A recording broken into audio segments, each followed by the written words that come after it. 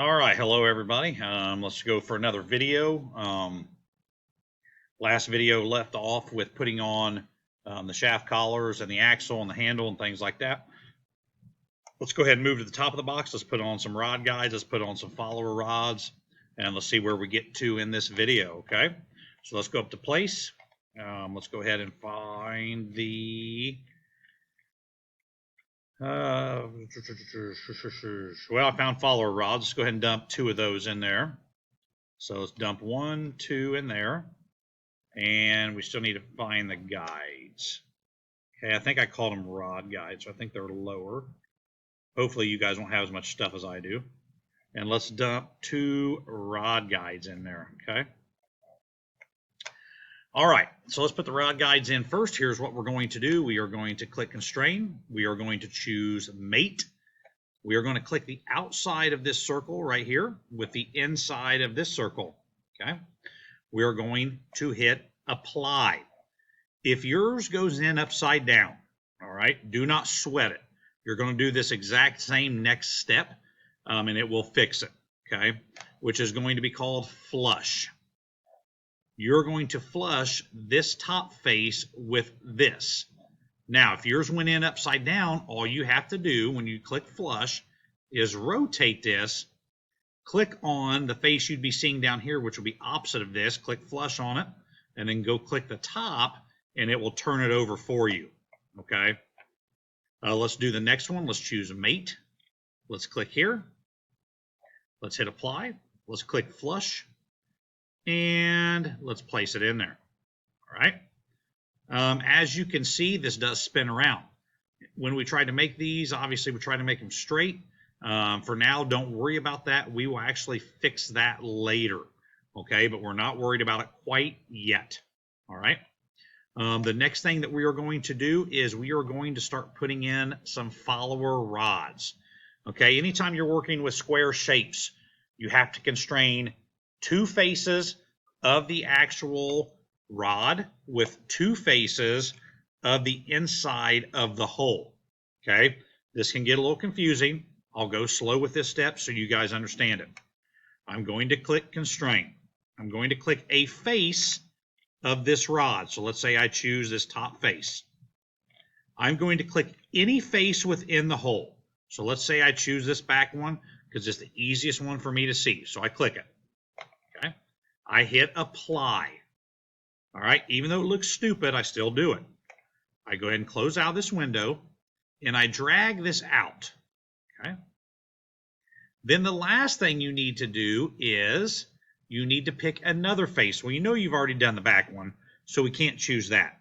So let's say we click constrain and we choose this face.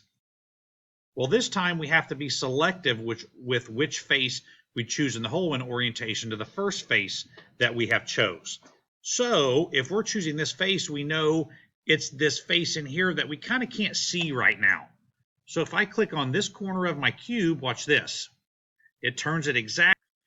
Okay, sorry about that, folks. I actually had to pause the video for a minute. I had to find it. That one was buried in my downloads. I don't know why it was. But anyways, I finally found it. So let's go ahead and I saved it to my desktop now. Let's go ahead and dump this guy in here. Rod cap is what I called it. Let's go ahead and put 2 of those in here for now. And let's go ahead and put these on. All right, so here's what we want to do. This one can be a little tricky too. We need to obviously mate the bottom of the hole with the bottom of a rod. Okay, when you go to the lab, or if you've gone to the lab already, you will know that we'll put glue in there. We'll push those all the way up in there. So here's what we got to do. We need to go up to constrain. Okay, I'm going to turn this just a little bit. I'm going to choose mate. All right, and I'm going to click the bottom of this hole. And then I'm going to come over here and I got to do some rotating again. And I'm going to choose the bottom of this rod.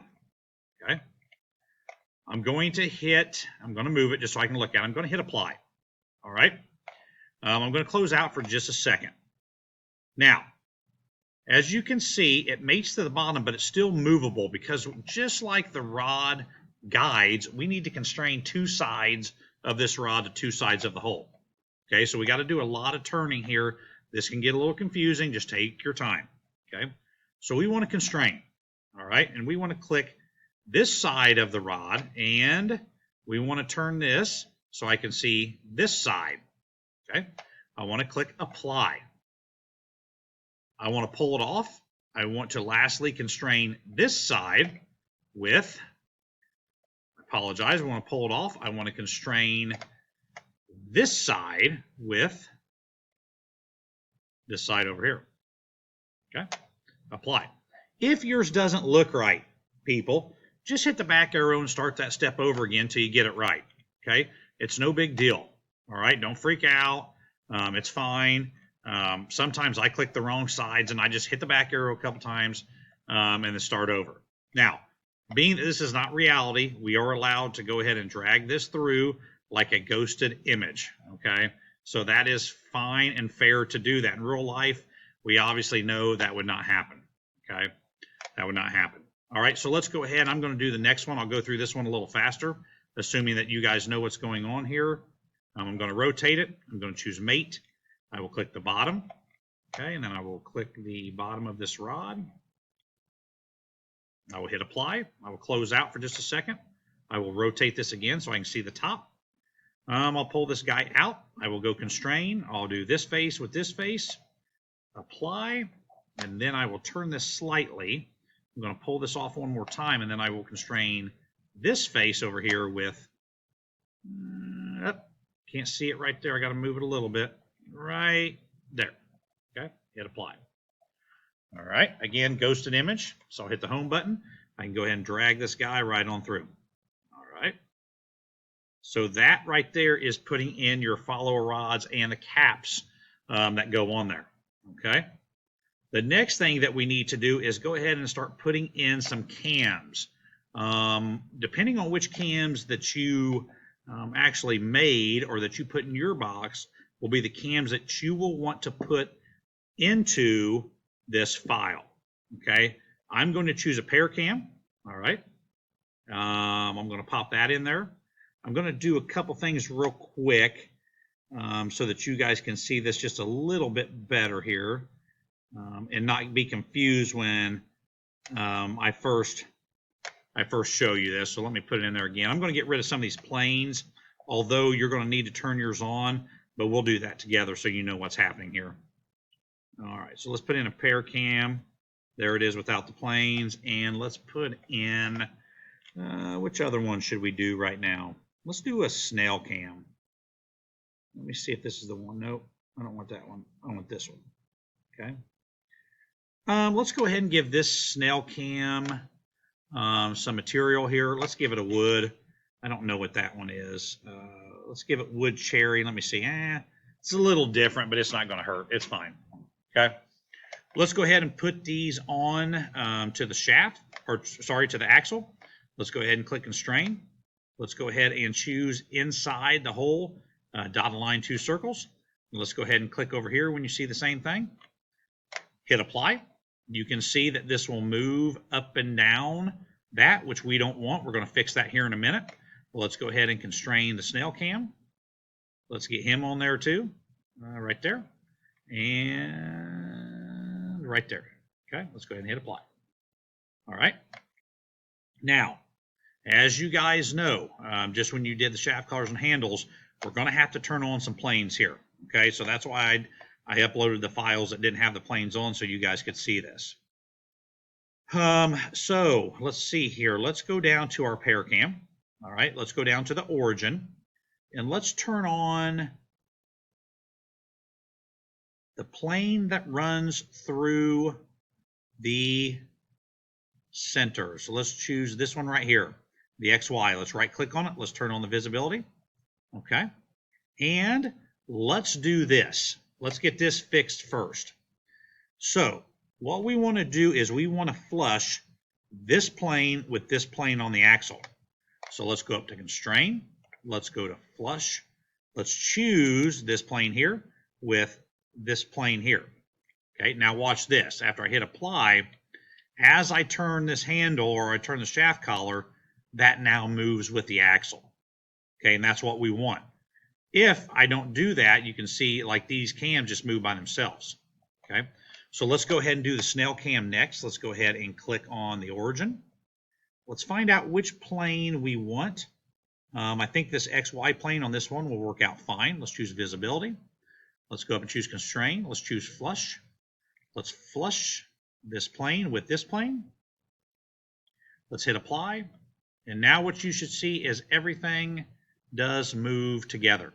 Okay. Now, a lot of you guys are going to look at this and say, well, yeah, but they're not lined up with my follower rods. We're doing that next. Okay. Let's do that now. As you know, we're going to have to turn on some planes with the follower rods. Okay. So let's go up here with follower rod 1. Let's go to origin. Let's turn on with this one. I'm going to zoom in so I can really see this. Let's turn on XZ plane. So let's go ahead and turn that visibility on. All right. And let's go down to follower rod 2. Let's go to origin. And let's turn on the exact same plane. Okay. Visibility, which it's already on because they're the same. Okay, good. That's what I want. All right. So let's go up here. And we're not quite done actually.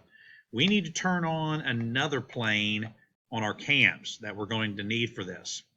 So let's find the snail cam. Let's turn on the origin here, and let's turn on the XZ plane this time. Let's turn it on. Okay. And let's turn on the XY plane. Let's go ahead and get all the planes turned on real quick, and let's do the same thing on the pair cam. Let's make sure all of these are turned on real quick so we have what we need. And let's turn all those on. Yes. All right. Now, what we're ready to do is we are ready to line these planes up so they'll center them and they will work together. All right. So let's do this now. Let's go up to constrain. Let's go to flush. Let's flush this plane on the follower rod with this plane on the cam. Now look what happened. You can see that that is dead center. Okay. If I close out of this, you can see now that my cam will not move on the rod, which is what we want. Okay, let's do the same thing on the other one. Let's go to constrain. Let's go to flush. I'll turn this to the side so you can see a little better. Let's flush this plane here with this plane here. Okay, let's click apply. All right. Now you can see that those are lined up dead center with what we want there with our rods. It's exactly how we want it. So when they turn, they should work just fine. Okay. All right, and let's finish up here. Almost done. Hope I can get this done in 2 minutes because I'm running out of video here. But let's go ahead and make sure that these cams will match up at the bottom of these guides. So let's go up to constrain. We're going to start using something called a transitional constraint this time. So choose transitional. Click the bottom of the cap and then pick the face of the cam. So it'd be this face right here. Okay, click apply. All right, let's go ahead and do the same thing on the snail cam. Let's go ahead and click constrain. Let's choose transitional, excuse me.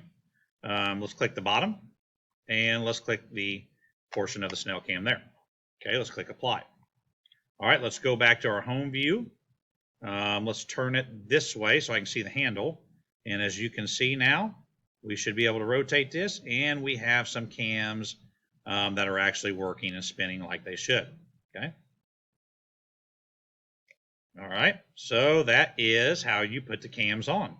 All right. Now, if you have a hex cam or something different, it's the same deal. Okay. All right. So that is that. That is that working. Let's hit the back arrow here real quick. To clean this up, when you guys get done, go ahead and turn off all your planes. That's simply going over here to the ones you turned on, unchecking visibility. Let's get this all cleaned up. Let's go ahead and give your box some material. Let's give it some color and things of that nature, however you want, just like I did with the wood and things like that. Let's go ahead and give it a little bit of something. That way, whether it's I'd probably go with a wood like we did, or an MDF board if they have that in here, because that's what that is. I don't even know if they have MDF, but something along those lines. A wood would be just fine for what we're doing here. Maybe like a walnut or something like that. It kind of gives it that look that we have. kind of looks a little bit the same. Okay. After you get this part done, obviously